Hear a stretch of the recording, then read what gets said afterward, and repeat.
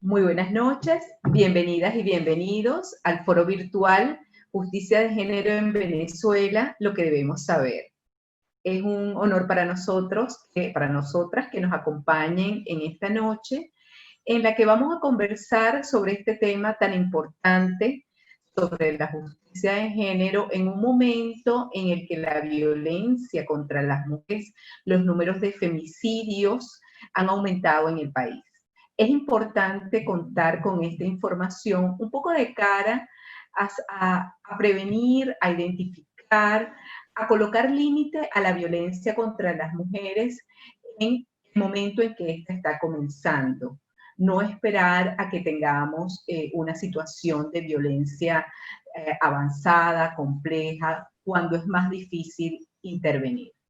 Es por esto que desde ABESA hemos invitado a este foro a Yelena Carpio. Yelena es abogada, es egresada de la Universidad Santa María, es especialista en Derecho Ambiental y Desarrollo Sustentable de la Universidad Central de Venezuela. Además, posee un máster sobre protección de los derechos humanos de la Universidad de Alcalá en España y es tesista de la Maestría de Estudios de la Mujer de la Universidad Central de Venezuela. Además, ha sido consultora para UNICEF, PNUD, y en este momento forma parte del voluntariado Mayel Hernández y de otras acciones. Pues nos parece que Yelena es una excelente candidata para poder explicarnos en qué consiste toda esta información que debemos saber para afrontar una situación de violencia contra las mujeres. Quiero además de comentarles que este foro lo estamos realizando como una iniciativa del proyecto Por Nosotras, Acción por la Igualdad para el Desarrollo, que avanza ABESA junto con Aliadas en Cadena y con el apoyo de la Unión Europea. Bueno, vamos a tener entonces a Yelena compartiendo por acá información valiosa. Vamos a tener también espacios para que ustedes puedan hacer sus preguntas, sus comentarios. Y bueno, sin más preámbulos, les dejo con Yelena. Adelante, Yelena, bienvenida y gracias por acompañarnos a esta actividad. Hola, muy buenas noches a todas y todos. Es un placer para mí. Muchas gracias por la invitación. Bueno, vamos a comenzar un poco hablando sobre por qué es necesario saber sobre los sistemas, el sistema legal que ofrece protección a las mujeres en situación de violencia. Yo sé que la mayoría de las personas que están en este foro, que están en este espacio, si están aquí es porque ya en efecto tienen alguna sensibilidad, información y algún conocimiento al respecto. Sin embargo, es importante igualmente reiterar y decir que la violencia contra las mujeres es un problema de salud pública mundial, que el mayor riesgo de muerte violenta para las mujeres en el mundo lo representa sus propias parejas, más o menos, o desde los 14, 15 años hasta los 50 y pico. El mayor número de muertes violentas es ocasionado por sus parejas o por sus exparejas o algún familiar del entorno cercano. Eso ya es un hecho cierto y globalizado, pero además ahora con la pandemia es un problema que se ha intensificado y se ha intensificado también en nuestro país. Por eso es muy importante saber de qué herramientas disponemos y de qué herramientas legales. Y de eso es precisamente de los que quisiera comentarles hoy. Bueno, la presentación que está a punto de aparecer en sus pantallas tiene básicamente la ruta de la denuncia. Los pasos, las fases, los lapsos para interponer una denuncia. Vamos a hablar también de los obstáculos que se suelen conseguir en este proceso y más o menos cómo sortear, nunca hay garantía, pero sí algunas estrategias que hemos identificado como muy efectivas para sortear uno de los obstáculos más frecuentes en el proceso de la denuncia. Bueno, lo que pueden ver en pantalla son las distintas fases del proceso que se inicia con la denuncia. Les comentaba que como parte del voluntariado Mayel Hernández, como parte de la política que implementamos, está la de respetar la autonomía de la mujer, la niña o la adolescente a interponer o no una denuncia. Sin embargo, siempre es importante informar que esta herramienta está disponible y también, bueno, sobre cuáles son las razones para denunciar. Es importante dar a conocer pues, que poder denunciar es un derecho. Se reconocen las leyes nacionales e incluso del sistema internacional. Antes se consideraba que los problemas de violencia, sobre todo de violencia doméstica, eran problemas privados de la intimidad del hogar, incluso hay dichos que dicen entre marido y mujer nadie se debe meter, etcétera, que aún hoy están muy vigentes, son dichos todavía, y hay toda una cultura que pretende mantener en la esfera privada estas violaciones a los derechos humanos. Entonces tenemos que hoy en día existe y está vigente una ley y varios instrumentos internacionales de derechos humanos que han sido ratificados por el Estado que reconocen el derecho de las mujeres a una vida libre de violencia. Y asimismo reconocen y establecen, contemplan la obligación del Estado de proteger a las mujeres que han sido víctimas de violencia y de prevenir las situaciones de violencia. Esta reivindicación es producto de una intensa lucha de organizaciones de mujeres a lo largo de la historia de nuestro país y es importante pues saber que las leyes que reconocen nuestros derechos a una vida libre de violencia y que penalizan la violencia son instrumentos en nuestra protección y son absolutamente legítimos y tenemos derecho de acceder a ellos, ¿no? No es un favor, no es un favor de nadie en particular, no es un favor de nadie, de una institución o de una organización. Es un derecho legítimamente reivindicado, constituido y configurado formalmente en las leyes. Sí, esto se pone, por ejemplo, a veces los funcionarios cuando van a recibir la denuncia dicen algo muy frecuentemente que, bueno, yo le voy a colaborar. En realidad eso es una tergiversación. No es un favor recibir la denuncia, no es una colaboración particular, es un derecho que está establecido en las leyes. Otra de las razones que solemos esgrimir, plantear y que es importante tener presentes es la importancia de acabar con el silencio, con el círculo de la violencia. En realidad, el silencio es uno de los factores que más favorece, o es uno de los eslabones, uno de los elementos esenciales de ese círculo de violencia. Y cuando cortamos allí, de alguna manera rompemos el círculo. Romper el silencio también nos permite tener también acceso al apoyo de otras personas que de otro modo no tienen manera de saber o de apoyarnos si estamos atravesando una situación de violencia. Quizás no son los familiares más cercanos, porque ocurre con frecuencia que familiares más cercanos no necesariamente ofrecen su apoyo a mujeres, niñas y adolescentes en esta situación, pero sí hay organizaciones de mujeres, sí hay organizaciones comunitarias, sí puede haber amigas, vecinas, personas cercanas que nos pueden prestar ese apoyo. Por la naturaleza del círculo de la violencia, de la espiral de la violencia, me refiero especialmente a la característica que tiene que ver con el aislamiento.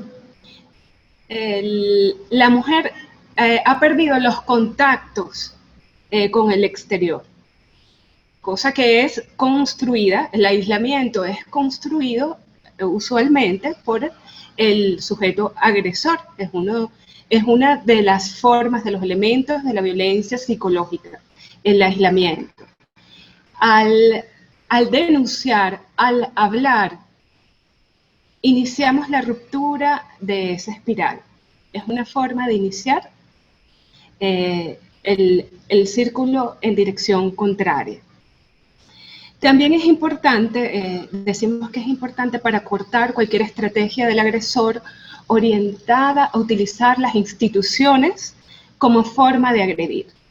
Para nosotras, como parte del trabajo del voluntariado, ha sido frecuente recibir solicitudes de apoyo, de acompañamiento, en la que encontramos que es un hecho frecuente que el agresor acuda a instituciones, a órganos del Estado para denunciar a la mujer y sobre todo para denunciarla en relación a la custodia de los hijos que puedan tener en común. Además es una amenaza muy frecuente en las situaciones de violencia, que el sujeto agresor amenace con te voy a quitar a los hijos, ¿no? Y es frecuente que él active los procesos legales que él ha visto o alguien le ha recomendado como necesarios para hacerlo. Presentar una denuncia en materia de violencia contra la mujer sienta un precedente que sirve como prueba para contextualizar cualquier estrategia de ese tipo. También es importante, y creo que esto es central, para la mujer denunciar porque implica la posibilidad de obtener medidas de protección y seguridad. Más adelante vamos a desarrollar, vamos a hablar un poco sobre estas medidas de protección y de seguridad. Y también, de cara al futuro, para dejar un registro formal y antecedentes del hecho. Cuando no denunciamos y no dejamos precedentes de la situación, el sujeto agresor sigue manteniendo un récord intachable. De modo que no hay manera de que, por ejemplo, otras mujeres puedan conocer de esta tendencia o de esta práctica, o no hay manera de que las instituciones reconozcan que hay un patrón de conducta. Estamos frente a un sujeto que se ha comportado de manera impecable toda su vida. Y así lo mantenemos mientras no hacemos la denuncia. También es importante este mismo aspecto, pero ya a nivel público, ¿no? A nivel de estadísticas. Es importante denunciar para que pueda haber estadísticas lo más cercanas a la realidad posible. Y en la medida que existen estadísticas lo más cercanas a la realidad posible, las políticas públicas que se puedan generar podrán abordar los problemas que efectivamente existen, podrán reconocer la magnitud del problema y la cualidad de los problemas. Por ejemplo, los tipos de violencia más frecuentes, cuáles son los tipos de violencia más frecuentes, en qué regiones del país, en qué estados se presentan, incluso a qué horas. Se pueden hacer estudios más pormenorizados sobre los tipos de violencia de acuerdo con el grupo etario, entre otros factores que se pueden estudiar a profundidad, y a partir de allí se pudieran generar políticas públicas más eficaces. En la medida que no se hacen denuncias, incluso se genera una percepción de que no hay problema, de que la violencia contra la mujer es un problema de otros países, pero que nosotros lo hemos superado, y algunos otros mitos que pueden surgir a raíz de eso, ¿no? Ahora bien, ¿cómo prepararse para denunciar? Es importante saber que, si bien tenemos derecho a la denuncia y todos los que acabamos de hablar ahorita de las razones para denunciar, es importante también tener presente que tal como han estado ocurriendo las cosas en nuestro país, y en realidad es un fenómeno mundial, interponer una denuncia por violencia contra la mujer no es un proceso sencillo. Una debe enfrentar situaciones que son bastante revictimizantes en general. Pero en la medida que nos preparamos, que sabemos cuáles son esas situaciones que se nos pueden presentar, vamos a estar más fortalecidas, vamos a ser capaces de sortearlas, ¿no? ¿De qué tipo de situaciones le estamos hablando? Bueno, por ejemplo, ahora en cuarentena se presentan mayores restricciones vinculadas a los horarios de atención e incluso a los espacios para la atención. Ahora, durante la cuarentena, por ejemplo, aquí en Caracas, las oficinas del Ministerio Público, desde las que se solían recibir denuncias, por ejemplo, en Parque Central, ahora están concentradas en la unidad de atención a la víctima en la avenida Urdaneta. Y además, esa unidad de atención a la víctima está trabajando en un horario también más restringido hasta el mediodía. ¿Qué otras situaciones entorpecen el proceso de denuncia? Es frecuente también que muchos de los funcionarios y funcionarias receptores de denuncias, de los órganos receptores de denuncia, asuman actitudes de duda acerca de si lo que le está diciendo la denunciante es o no veraz. Le hace preguntas con respuestas implícitas o con dudas implícitas, y esas preguntas suelen ser dolorosas para la persona que tiene que reunir bastante de su voluntad para llegar allí.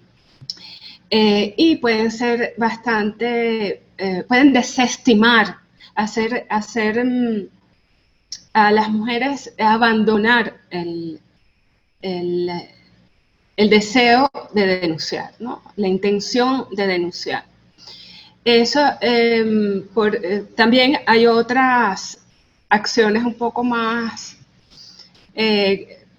directas, como por ejemplo no permitir la entrada a una mujer porque está en falda, porque está en cholas o porque tiene un escote.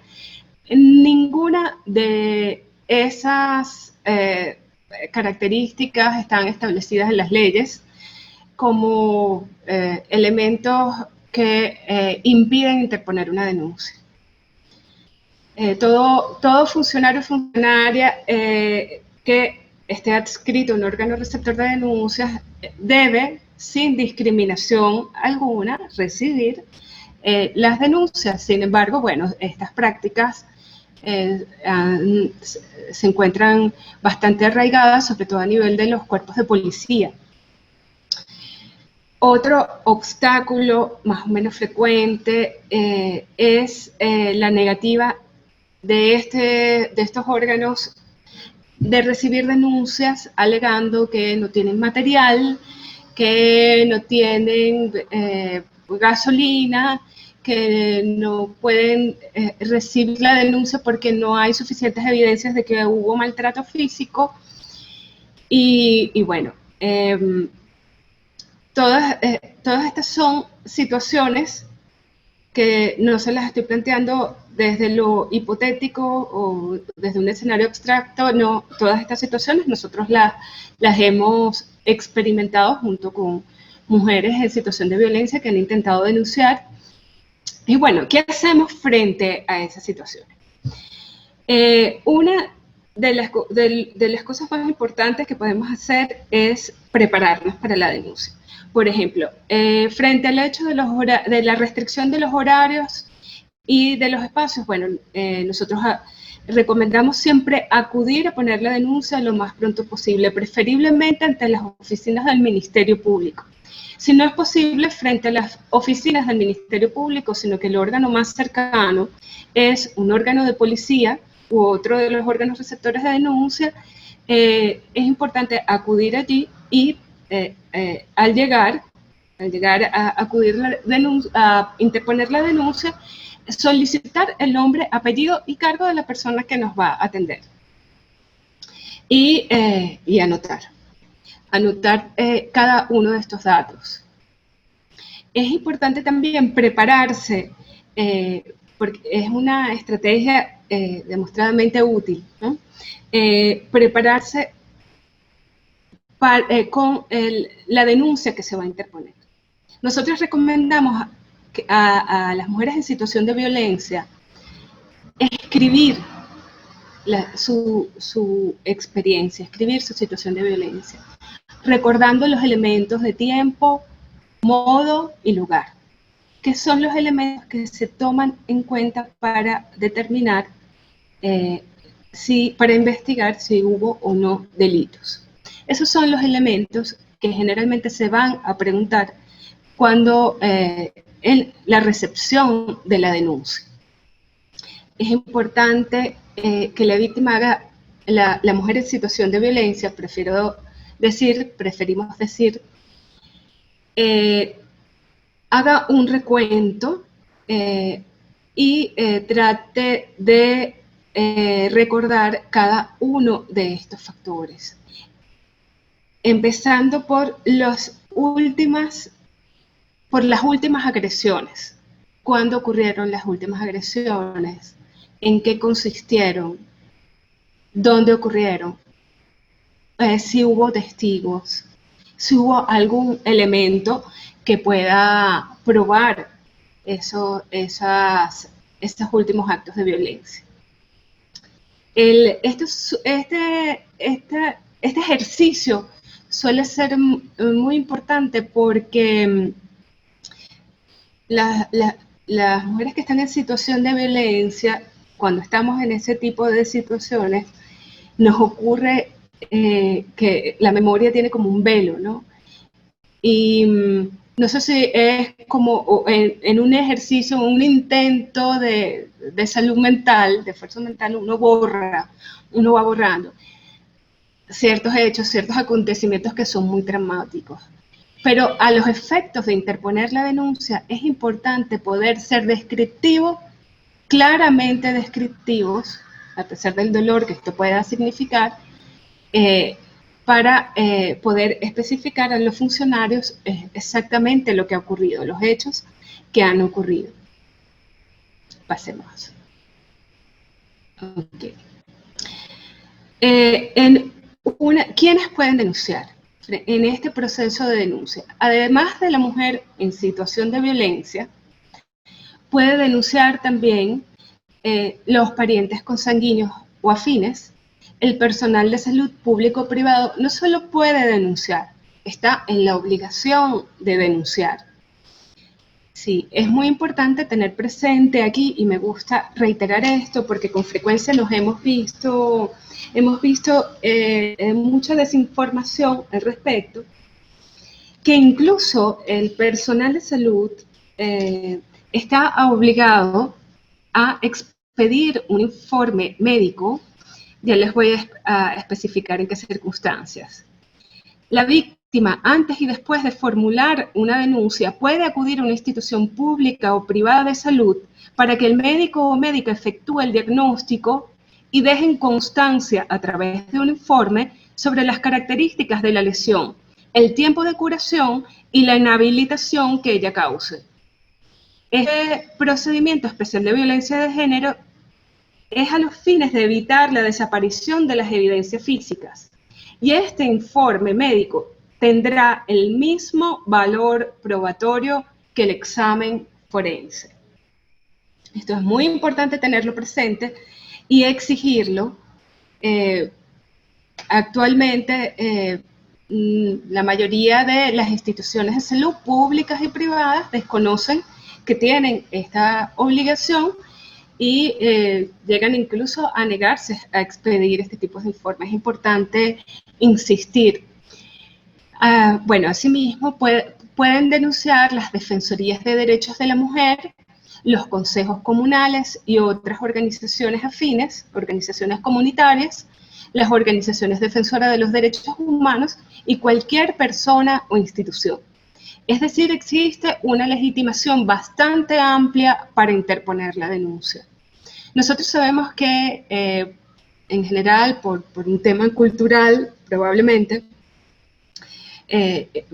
partiendo de esto de que entre marido y mujer nadie se debe meter, y esta herramienta, esta legitimación amplia, es, además de desconocida, muy poco utilizada. Nosotros durante la pandemia hemos empezado a activarla y ya por lo menos en el Ministerio Público han recibido denuncias de parte de la organización Tinta Violeta en representación de mujeres en situación de violencia que no están en situación, no están en condiciones de interponer denuncias directamente. Muy bien, hemos hablado entonces de quiénes son las personas que se encuentran legitimadas para denunciar. Cualquiera de estas personas que va a interponer la denuncia deben ser atendidas. No necesitan demostrar una condición específica para que les sea recibida la denuncia. Ok, ahora bien, ¿ante quién denunciar? Bueno, ¿dónde podemos denunciar? De acuerdo con el artículo 74 de nuestra ley, es la Ley Orgánica sobre el Derecho de las Mujeres a una Vida Libre de Violencia. En adelante voy a decirle nuestra ley. Se puede denunciar ante el Ministerio Público, los juzgados de paz, el Cuerpo de Investigaciones Científicas, Penales y Criminalísticas, los órganos de policía nacional, estatal y municipal, unidades de comando fronterizas, los tribunales de municipio, en las localidades donde no existen los órganos antes nombrados. Fíjense que me salto las prefecturas y jefaturas civiles, porque aunque están previstas en la ley, una ley posterior, la Ley de Registro Público, cambió las funciones, eliminó estos órganos y pasaron a ser registros civiles. Y por lo tanto, la naturaleza de sus funciones pasó a ser muy distinta. A ver, ¿qué deben hacer estos órganos receptores de denuncia? Primero que todo, deben atender. Atender implica, primero, tratar con dignidad y respeto a la condición de víctima, cuando se trata de la mujer en situación de violencia. Debe orientar sobre la importancia de preservar las evidencias, debe orientarla acerca de los servicios disponibles, debe proveerle información acerca de sus derechos. Asimismo, debe iniciar una investigación. Debe ordenar la investigación ordenando las diligencias necesarias y urgentes. Es decir, desde el momento que llega la denuncia, se inicia el proceso de investigación. Pero ese órgano receptor de la denuncia debe ordenar las diligencias necesarias y urgentes. ¿Cuáles son esas? Por ejemplo, la práctica de los exámenes médicos para las mujeres agredidas en centros de salud pública o privada. Asimismo, todo órgano receptor de la denuncia tiene competencia para imponer medidas de protección y seguridad. que era una de las razones que le comentaba, una de las razones importantes para denunciar. Estas medidas de protección y seguridad están previstas en nuestra ley y están previstas 13 posibles medidas. Aunque hay una sentencia vinculante del Tribunal Supremo de Justicia que ordena que solo pueden imponerse 2 medidas, estas 2 medidas deben ser adaptadas a las circunstancias concretas de cada caso. Veamos algunas de estas posibles medidas. Ordenar la salida del presunto agresor de la residencia común, independientemente de la titularidad del inmueble. No, bueno, que es que la casa es de él la tenía antes de que nosotros viviéramos juntos, o, bueno, sí, la casa la compramos cuando ya estábamos juntos, pero está a nombre de él y nosotros no estamos casados. Nada de eso importa, ¿sí? Estamos frente a un sujeto agresor, si estamos frente a hechos de violencia contra la mujer, una de las medidas de protección y seguridad que se pueden aplicar es la orden de salida del agresor de la vivienda en común si la convivencia implica un riesgo para la seguridad integral, no solamente para la seguridad física. También tenemos como otra de las medidas posibles reintegrar al domicilio a las mujeres víctimas de violencia disponiendo la salida simultánea del agresor. Prohibir o restringir al presunto agresor el acercamiento a la mujer agredida. Prohibir al presunto agresor por sí mismo o por terceras personas realizar actos de persecución, intimidación o acoso a la mujer agredida o algún integrante de la familia. Es decir, no solamente se toma en cuenta las agresiones directas a la mujer, sino también las amenazas relacionadas con los familiares de la mujer o incluso no necesariamente se trata de amenazas realizadas directamente por el agresor, sino también se toma en cuenta cuando se sirve de terceras personas para acosar, hostigar o amenazar. Estamos entonces frente a una medida de protección también bastante amplia, ¿no?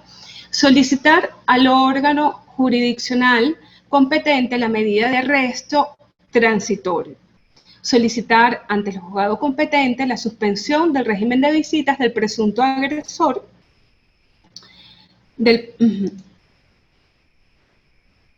a la residencia donde la mujer víctima esté albergada junto con sus hijos e hijas. Eso es una medida muy importante porque ya sabemos que estos espacios de visita a los hijos e hijas han sido también oportunidades para la comisión de femicidios. Son espacios que son utilizados por los femicidas para acometer, bueno, los femicidios, ¿no? Son 13 posibles medidas que se deben adaptar a las circunstancias específicas. Lamentablemente, hoy en día hay como un formato en el que se llena con una X. Pareciera que la mayoría de los formatos tienen exactamente las mismas 2 medidas ya seleccionadas, que es la de prohibir al presunto agresor por sí o por terceras personas realice actos de persecución y ¿cuál es la otra? La de prohibir o restringir al presunto agresor el acercamiento a la mujer agredida. La mayoría de estos órganos receptores de denuncia no atienden a las circunstancias específicas de cada caso y por eso es muy importante que las mujeres en situación de violencia sepan que pueden solicitar, tienen derecho a solicitar medidas de protección, a tener una idea de las medidas de protección que pueden solicitar y que pueden exigir según sus circunstancias específicas. Otra de de las acciones que debe realizar el órgano receptor de denuncia es formar el expediente con un informe con todas las actuaciones realizadas para ese momento. Es decir, ese expediente debe incluir el acta de la denuncia, la identificación del agresor, información sobre los hechos de violencia, la constancia del estado de los bienes, de la propiedad de la mujer agredida, constancia de todos los actos celebrados, boleta de notificación al presunto agresor, constancia de la remisión a la mujer agredida a el examen médico y el resultado de las experticias, además de las medidas de protección. Todo esto debe constar en un expediente y debe ser inmediatamente remitido al Ministerio Público. Claro, si ha sido el mismo Ministerio Público el órgano receptor de denuncia, bueno, por supuesto, esto es remitido a la Fiscalía que va a llevar el caso, ¿no? ¿Qué ocurre durante la investigación? La investigación es el proceso destinado a hacer constar la comisión del hecho punible y sus circunstancias, identificar al agresor y develar los elementos que fundamentan la culpabilidad. Esta fase del proceso debe durar 4 meses. Desde el momento de la interposición de la denuncia, se cuentan 4 meses y si ya casi al finalizar estos 4 meses no se han logrado obtener todos los elementos probatorios, el fiscal puede solicitar al juez de control una ampliación que no puede ser menor a 15 días ni más de 90 días. De modo que la investigación se puede prolongar durante 7 meses. Pero es muy importante estar atentas al hecho de que esa prórroga, digamos, la tiene que solicitar el fiscal al juez de control antes de que se venza el plazo. Y además la debe solicitar de manera justificada. Y el juez de control, usualmente, el juzgado de control, usualmente acepta pues, la solicitud del fiscal, ¿no? A ver, durante la investigación, ¿cuáles son los derechos de la víctima? Primero que todo, se reconoce a toda mujer en situación de violencia como persona, se le reconoce su derecho a la tutela judicial efectiva, se reconoce su derecho de acceder a los órganos de administración de justicia penal de forma gratuita, expedita, sin dilaciones indebidas o formalismos inútiles. Tiene derecho a su protección y la reparación del daño. Es muy importante hacer énfasis en esta característica del procedimiento especial, de esta jurisdicción especial. Es decir, dentro del proceso penal ordinario, o digamos, este procedimiento, esta jurisdicción especial de protección a la mujer en situación de violencia, tiene un procedimiento especial dentro de nuestra ley. Y ese procedimiento especial tiene además como característica fundamental que se propone la protección a la víctima, ofrece una mayor protección a la víctima. Entiende que eso es uno de sus propósitos. Ya lo es en el proceso penal ordinario, pero en este procedimiento especial lo es aún con mucha más intensidad. Y por eso, por ejemplo, existen las medidas de protección y de seguridad. Asimismo, la víctima tiene derecho a presentar querella y a intervenir en el proceso. Es importante, por ejemplo, saber que la víctima puede ir a revisar el expediente en la fase de investigación en el Ministerio Público, de chequear qué nuevos actos se han realizado como parte de esa investigación. e incluso de exigir que se realicen determinadas actuaciones como parte del proceso de investigación. Tiene derecho además a ser informada sobre los avances y resultados del proceso cuando lo solicite.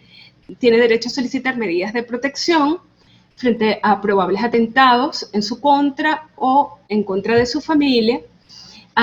Se puede adherir a la acusación fiscal o presentar una acusación particular propia, después les voy a hablar un poco más sobre eso, y ejercer acciones civiles con el objeto de reclamar la responsabilidad civil proveniente del hecho punible. Asimismo, ser notificadas de la decisión del fiscal que ordena el archivo de los recaudos o el sobreseimiento, y a impugnar el sobreseimiento o la sentencia absolutoria. Al Ministerio Público le corresponde velar porque los intereses de la víctima en el proceso se realicen y ejercer su representación cuando se le delega en caso en que ella decida no estar presente. Entonces, esos son entonces los derechos de la víctima dentro del proceso de la investigación. Veamos cuáles son las obligaciones del Ministerio Público. El Ministerio Público debe dirigir la investigación penal auxiliado por los órganos de los cuerpos policiales. Es el Ministerio Público quien dirige la investigación, es el que ordena cuáles son los elementos probatorios que se deben recabar. Y esto se lo instruye a los cuerpos de policía. Es decir, en el marco de este proceso penal, los cuerpos policiales están subordinados al Ministerio Público, aunque estructuralmente no sea así. Asimismo, el Ministerio Público debe notificar al Tribunal de Violencia contra la Mujer en funciones de control, audiencia y medidas de la apertura de la investigación. Debe dirigir y supervisar las funciones de la policía, ejercer la acción penal correspondiente, ya de eso vamos a hablar, que esa es la fase que viene, solicitar las medidas cautelares, que entre las que están la solicitud de aprehensión del agresor, velar por el cumplimiento de nuestra ley y solicitar y aportar pruebas sobre los hechos y participar en su producción.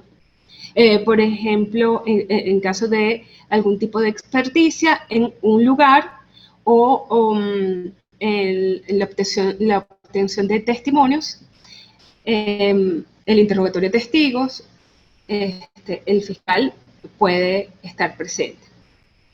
En el marco de este proceso de investigación, el agresor tiene derechos. Como toda persona, ostenta los derechos que están reconocidos en la Constitución de la República Bolivariana de Venezuela y demás instrumentos internacionales de derechos humanos que ha ratificado válidamente el Estado.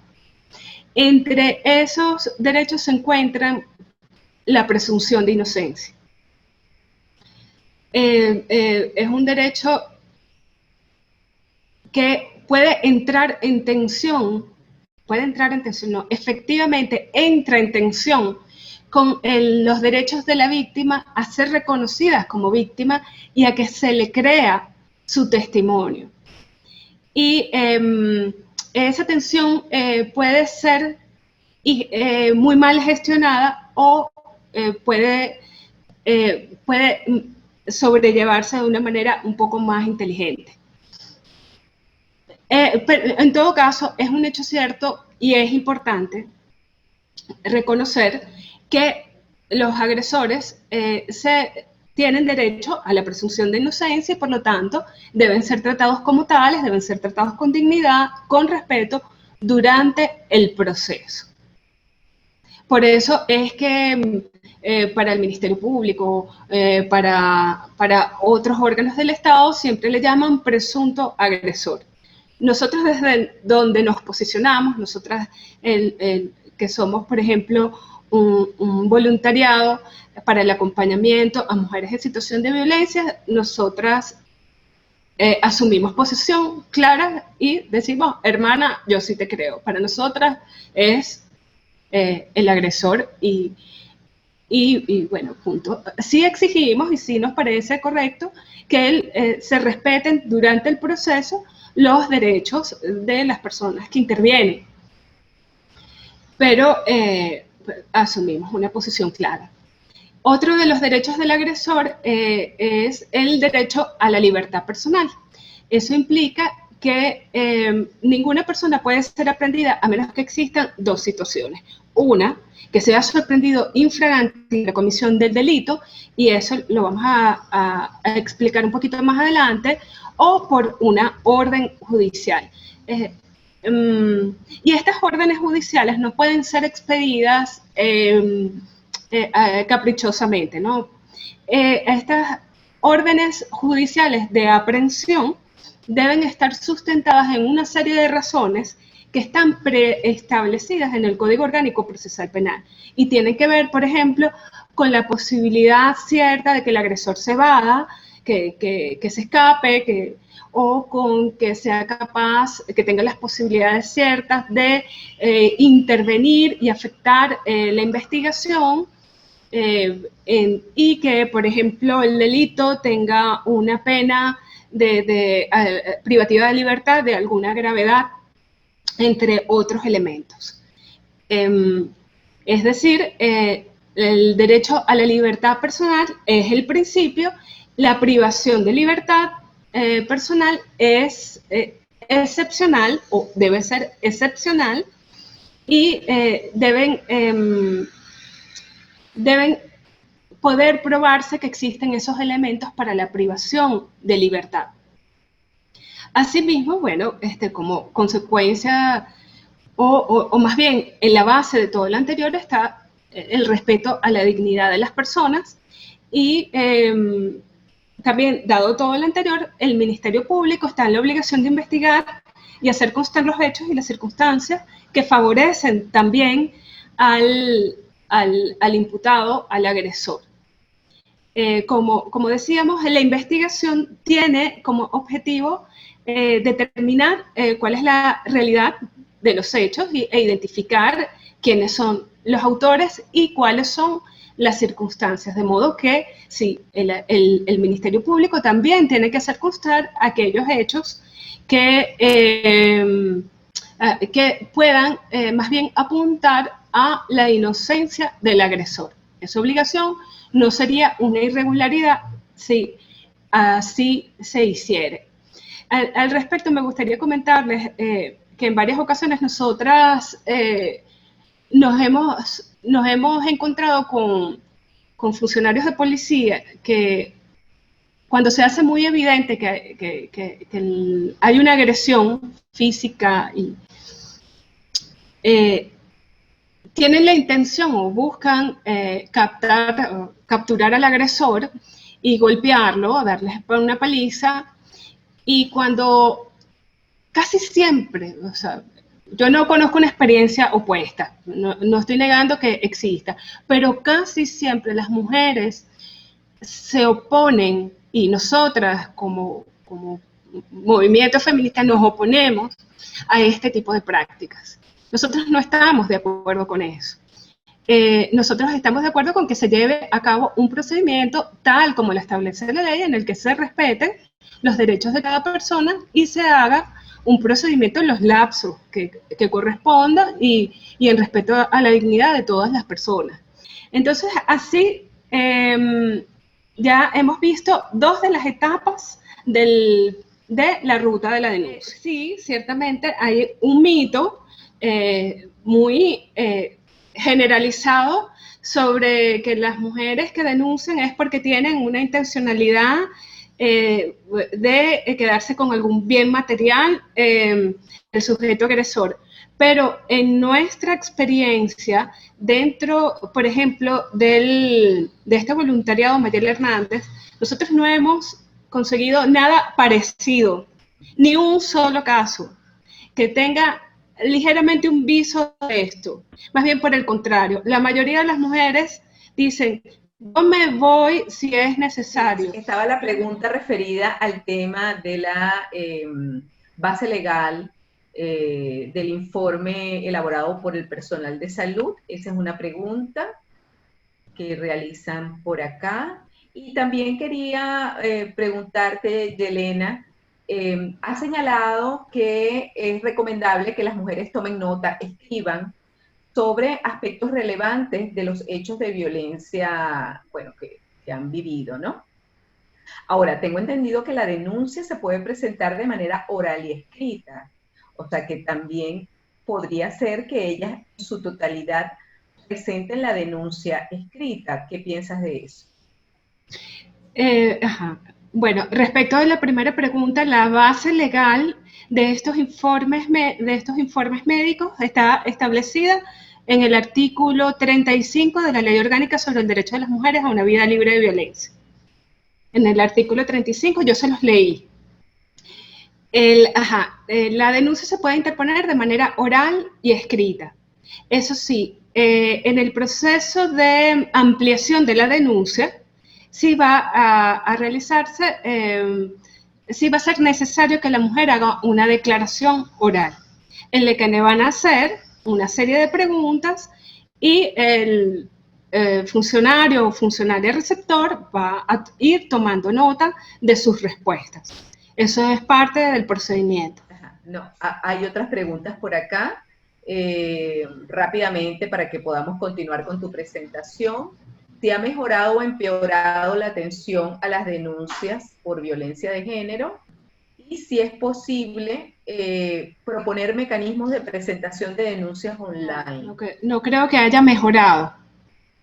Durante la pandemia, más bien la pandemia ha significado mayores obstáculos para el proceso de interposición de denuncias, además de significar un incremento en las distintas formas de violencia, tanto para mujeres como para niños, niñas y adolescentes.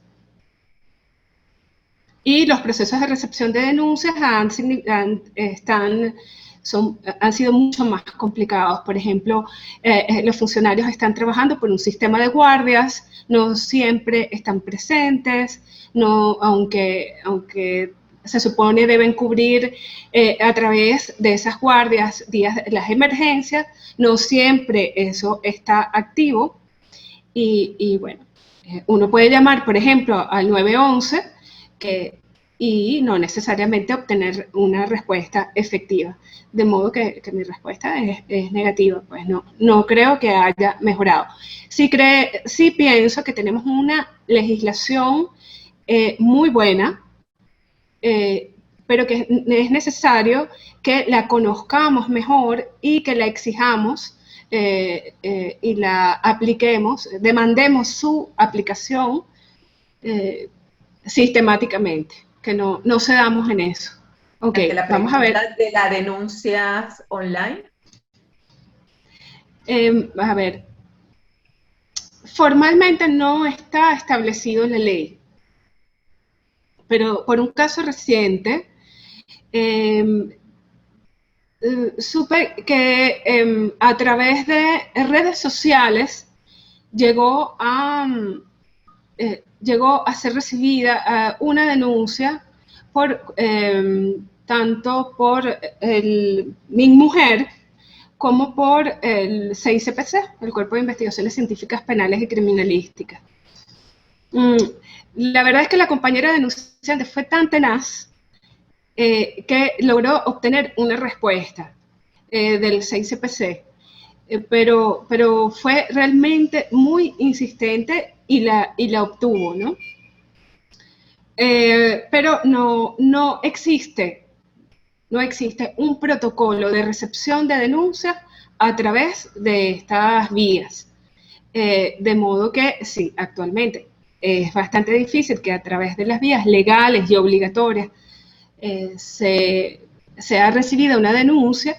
Creo que esto es más aleatorio, la posibilidad de que sea recibida una denuncia a través de estas vías virtuales. Ok, habíamos dicho, no sé si oyeron esa parte, que toda investigación finaliza con un acto conclusivo, que puede ser el archivo fiscal, el sobreseimiento o la acusación. Que el archivo fiscal es más o menos algo así como, no tenemos suficientes elementos que prueben la culpabilidad, pero tampoco la inocencia, entonces vamos a colocarlo por aquí en este archivo y si aparece un nuevo elemento de convicción, reabrimos la investigación. El sobreseimiento sí es un cierre definitivo, pero aunque les digo definitivo, sí permite ejercer una acción para impugnarlo, ¿no? En caso de que la víctima esté en desacuerdo, porque se puede impugnar total o parcialmente. Vamos a ver. Cuando se realiza la acusación, cuando el fiscal decide concluir la investigación con una acusación porque encuentra que hay suficientes elementos de convicción, ya les comentaba que podía ser por cualquiera de estos delitos que están contemplados en la ley, ¿no? Hablamos un poco sobre estos delitos. Y debe celebrarse entre los 10 días hábiles siguientes, después de interpuesta la acusación, la audiencia preliminar. Es un acto formal en el que participan el Ministerio Público, el Juzgado de Control, Audiencia y Medidas. Puede participar la víctima o ella puede delegar en el fiscal su participación y o la defensa de sus derechos. Puede participar la víctima con su abogada, puede participar también en calidad de acusadora particular. Debe estar presente el agresor con su defensor o defensora. En esa audiencia preliminar se decide si hay méritos para que se lleve a cabo el juicio. Y se admiten o no los delitos por los que ha acusado el fiscal, así como los medios probatorios. Es decir, este juzgado de control toma una decisión respecto de los delitos y de los medios probatorios y decide el pase a juicio, o no, o se dicta el sobreseimiento. En caso de dictar el pase a juicio, comienza en la fase del juicio oral. En el juicio oral, de acuerdo con la ley, debe celebrarse en un solo día y si esto no es posible, debe ser en la menor cantidad de días posibles. Participa, por supuesto, el Ministerio Público en calidad de acusador, el juzgado y puede participar la víctima con su abogada o abogado y el agresor con su defensor o defensora. Veamos aquí. Bueno, ese era todo, más o menos ese es el procedimiento a muy grandes rasgos, ¿no? Ese es el procedimiento en el caso de la denuncia, ¿no? Pero existe otro procedimiento que es un procedimiento breve que se inicia cuando existe una flagrancia. ¿Qué es una flagrancia? Es un delito que se está cometiendo o el agresor se ve perseguido por la autoridad policial, por la víctima o por el clamor público. El clamor público puede ser la familia, los vecinos, las vecinas, cualquier persona que ha sido testigo de los hechos. O también se considera que un delito está en flagrancia cuando el agresor es sorprendido a poco de haberse cometido el hecho en el mismo lugar o cerca del lugar con objetos que hacen presumir su autoría en el delito. También cuando el delito acaba de cometerse o se produce una llamada o una solicitud de apoyo a los servicios especializados. En el caso de la Jurisdicción Especial de Violencia contra la Mujer, también se dice que el delito está en flagrancia, que acaba de cometerse, cuando han transcurrido o estamos todavía en el transcurso de 24 horas siguientes a haberse cometido el hecho. Durante esas 24 horas siguientes todavía estamos en flagrancia. Todavía podemos acudir a un órgano policial y hacer la denuncia del hecho. ¿Qué pasa durante la flagrancia? Como les comentaba al principio, durante la flagrancia, puede proceder la privación preventiva de libertad del agresor de manera inmediata. Es decir, no necesita que intermedie una orden judicial, ¿no? Y al agresor se le aplica un procedimiento especial abreviado. Igualito, en este procedimiento la víctima ostenta todos sus derechos de los que ya hablábamos. A ver, otros datos importantes a tener en cuenta es que todos estos procedimientos se le deben aplicar varios principios. Entre esos está el principio de la confidencialidad. Es una obligación de todos los funcionarios y funcionarias. Muchas veces uno va a denunciar y de repente se hace como una rueda alrededor de la persona que está denunciando, como si lo que estuviera contando es un capítulo de una novela. Eso va en contra de un principio de confidencialidad y en general de privacidad y tenemos derecho pues a exigir privacidad, ¿no? Y bueno, además son principios la gratuidad, la celeridad, la oralidad, la concentración, la publicidad y la protección de las víctimas. Yo pienso que van en contra, por ejemplo, del principio de gratuidad cuando se le pide a la mujer víctima de violencia que sea quien imprima, quien saque copias y termine cargada con los gastos administrativos de estos procedimientos, ¿no? Es una irregularidad que efectivamente está ocurriendo, ¿no? También es importante que hablemos aquí, aunque abordemos rápidamente, los derechos laborales, ¿no? Muchas veces las mujeres en situación de violencia no pueden cumplir con sus obligaciones laborales y frente a eso se ven en una situación difícil frente a sus jefes. Es importante saber que las víctimas, las mujeres en situación de violencia, tienen derecho a que se les reduzca su tiempo de trabajo o incluso a la reordenación de este tiempo de trabajo, a la movilidad geográfica o al cambio del centro de trabajo o a la suspensión temporal de la relación laboral. Es importante que en las oficinas y lugares de trabajo sepan que están obligados a respetar y a reubicar, a reorganizar los horarios de una mujer en esta situación. Deben apoyarla, ¿no? Se trata de una obligación legal. También es importante saber que los hechos de violencia acarrean el pago de una indemnización, incluyendo, por ejemplo, cuando es un femicidio, se considera víctimas a los descendientes o a los familiares directos, y esos familiares directos, tienen derecho a una indemnización. La Ley Orgánica sobre el Derecho de las Mujeres a una Vida Libre de Violencia es de aplicación preferente sobre otras leyes.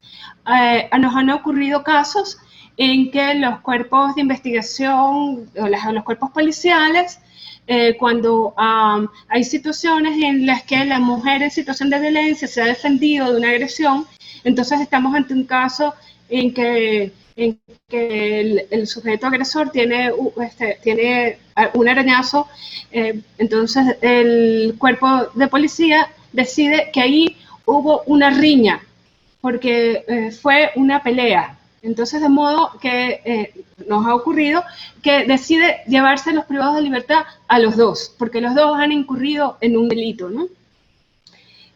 Frente a situaciones de esta naturaleza es importante tener presente que jurídicamente esto tiene una respuesta muy clara.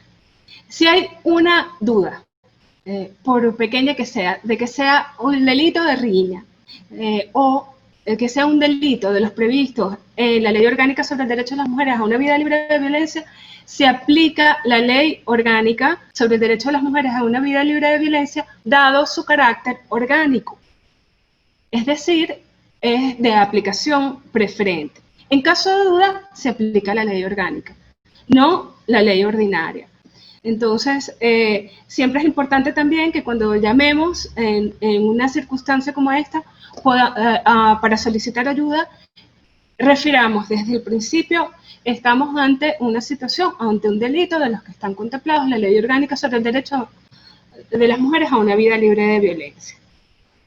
Y bueno, la última acotación que les había colocado aquí era para hacer énfasis sobre las obligaciones de las instituciones públicas y privadas de expedir estos informes de salud que tienen un valor probatorio.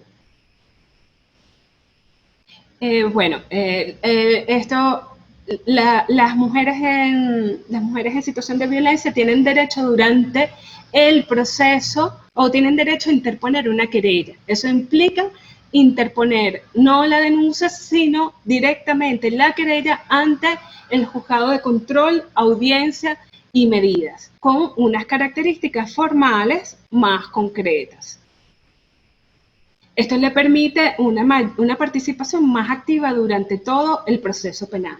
Asimismo, luego de culminada la fase de investigación, la mujer en situación de violencia puede interponer también una acusación particular propia, junto con la acusación del fiscal. Digamos que el fiscal decide acusar por amenaza y hostigamiento, pero entonces la víctima, la mujer en situación de violencia, decide acusar también por amenaza y hostigamiento, pero también por acoso sexual. Y tiene derecho a hacerlo, si así lo considera, y esto le permite, le da también un mayor margen de actuación durante el juicio oral y público. Y bueno, de este modo concluimos y dimos una vuelta rápida a el procedimiento, a todo el proceso que está establecido en la Ley Orgánica sobre el derecho de las mujeres a una vida libre de violencia. Muchísimas gracias, Yelena. Me parece que ha sido bastante detallada y generosa la información que nos ha suministrado. Por acá algunas preguntas y comentarios en el chat que vamos a revisar y intentar responder, ¿no? Bueno, por acá pregunta, en su opinión, ¿qué le recomienda usted a una víctima que acude a denunciar al agresor y no recibe el trato digno y legal de acuerdo a las leyes y tratados, garantías procesales que has mencionado? Esa es una primera pregunta. Y otra es, ¿cómo podría propiciarse la recepción de denuncias en el marco de la pandemia? Bueno, nosotros recomendamos y aplicamos esto que les decía al principio de solicitar al funcionario, bueno, que nos va a atender su nombre y apellido y su cargo, ¿no? Para saber exactamente quién está hablando con nosotros, quién nos va a responder, quién es nuestro interlocutor desde el Estado. Y en caso de que esta persona no nos dé una respuesta adecuada dentro de sus competencias o un trato digno, nosotros recomendamos que se solicite una investigación por el incumplimiento de su función, porque es importante saber que en caso de que existe y está tipificada que la violencia institucional dentro de sus competencias sea solicita una que existe y está tipificada bastante leve, es importante, está ahí prevista y es importante sentar precedentes. En la medida en que dejamos pasar este tipo de situaciones, que quedan naturalizadas y en la medida que no hay consecuencias, hay previsto, ¿no?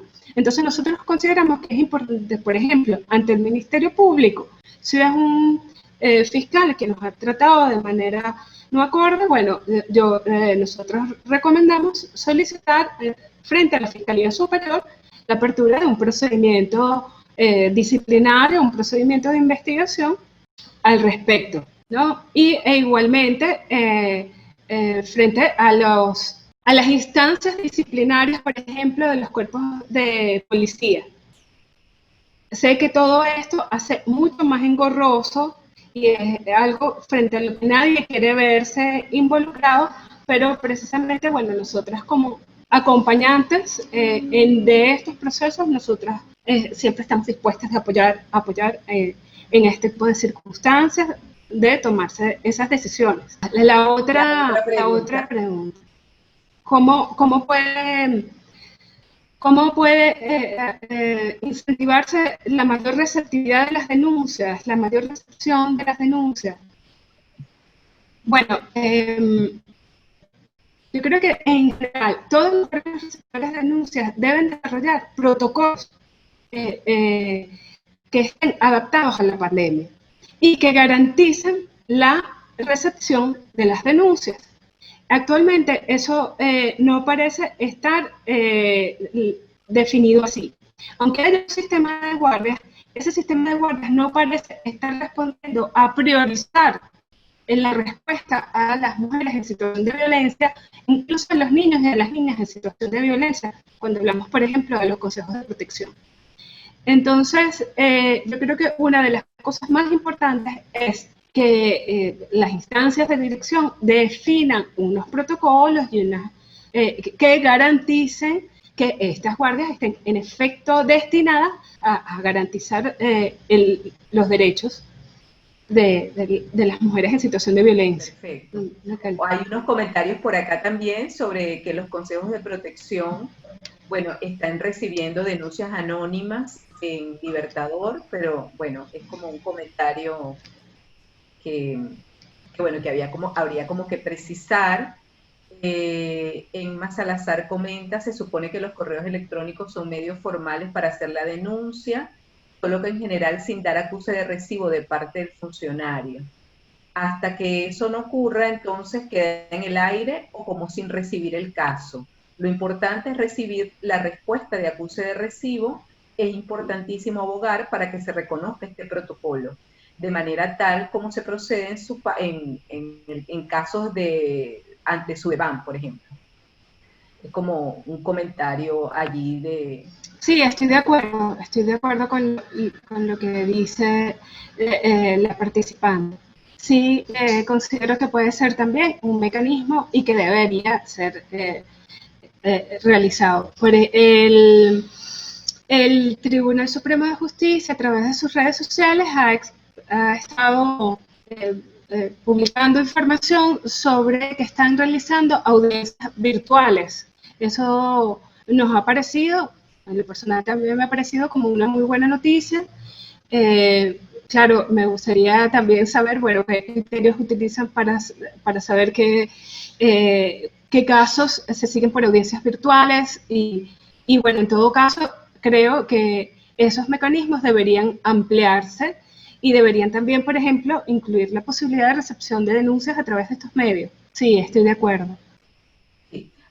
Otra participante, Samantha Méndez, comenta, ¿qué ocurre cuando una denuncia interpuesta en el 6CPC por violencia psicológica y han transcurrido más de 2 meses y no lograron notificar al agresor debido a que éste se esconde para no ser notificado? Ese es el tipo de situaciones en las que dejan como a los hombros de la víctima la responsabilidad que es del cuerpo de policía. Es una responsabilidad del cuerpo de policía. Es terrible que entonces uno tenga que preguntarse, bueno, ¿qué hacemos? Si estamos si somos la persona que está denunciando y que estamos acudiendo al cuerpo de policía, se supone que es porque ellos tienen como un mayor rango de opciones, de posibilidades, ¿no?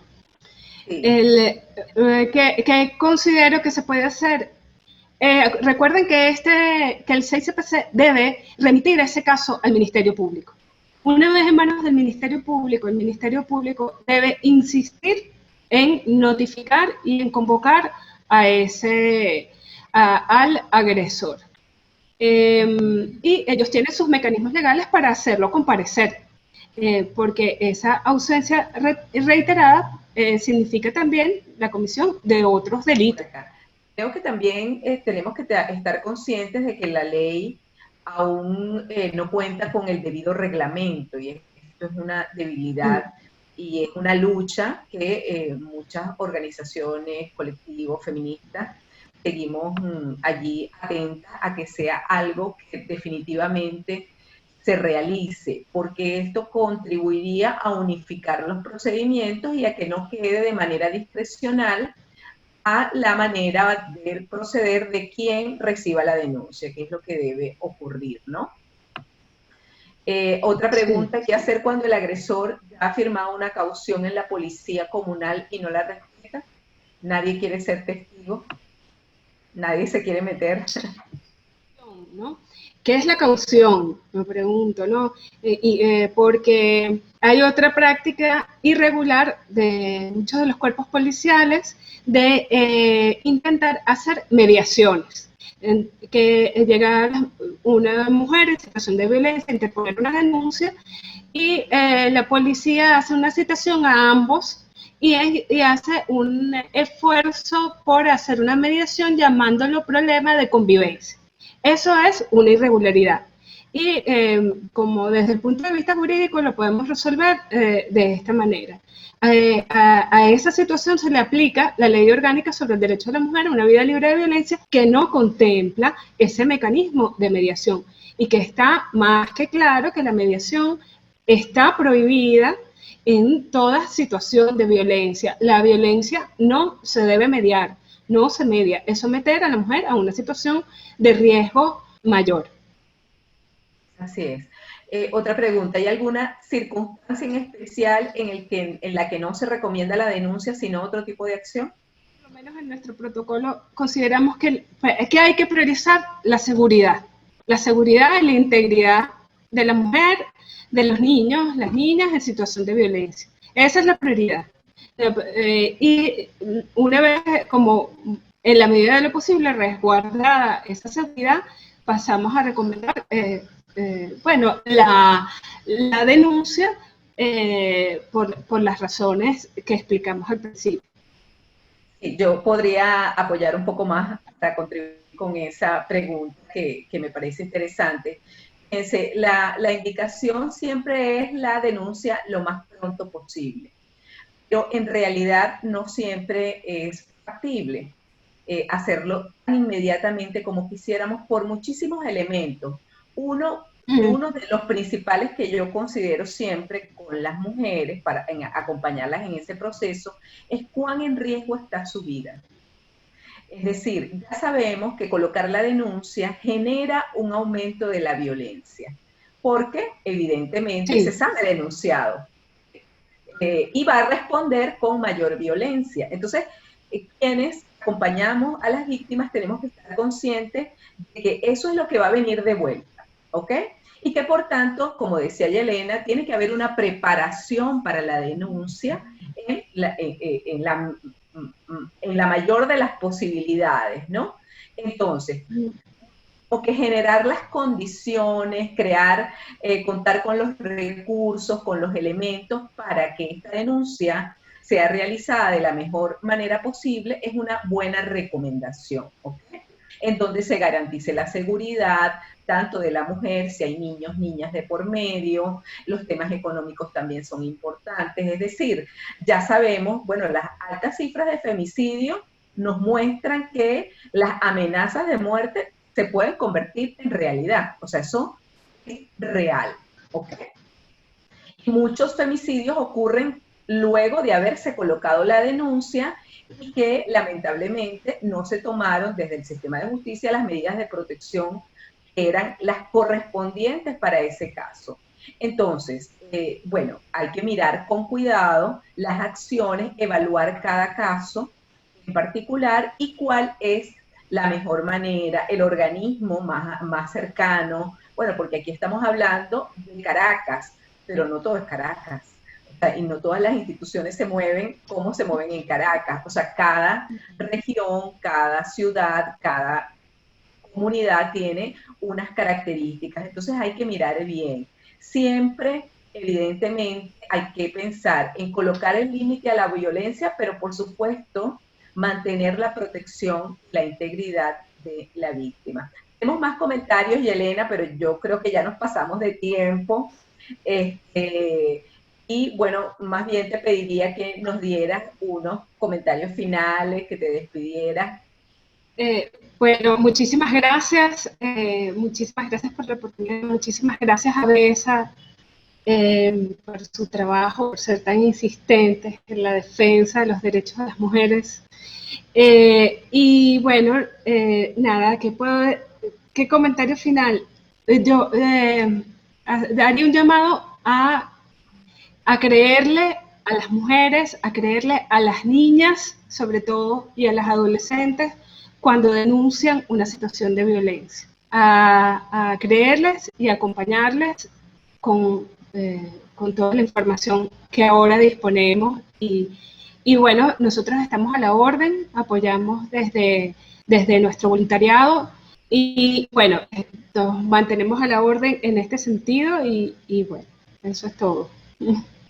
Gracias, Yelena. Bueno, muchos agradecimientos acá por tu exposición, por la información que has suministrado. A las personas que ahí han comentado que necesitarían llevar esta presentación a otros lugares, bueno, quiero decirles que este video está grabado, va a ser colgado en las redes sociales de ABESA, lo pueden acceder a él y así podrán tener la información que acá estamos compartiendo. Bueno, sin más, entonces me despido. Muy buenas noches. Gracias a todas y todos por acompañarnos. Hasta luego.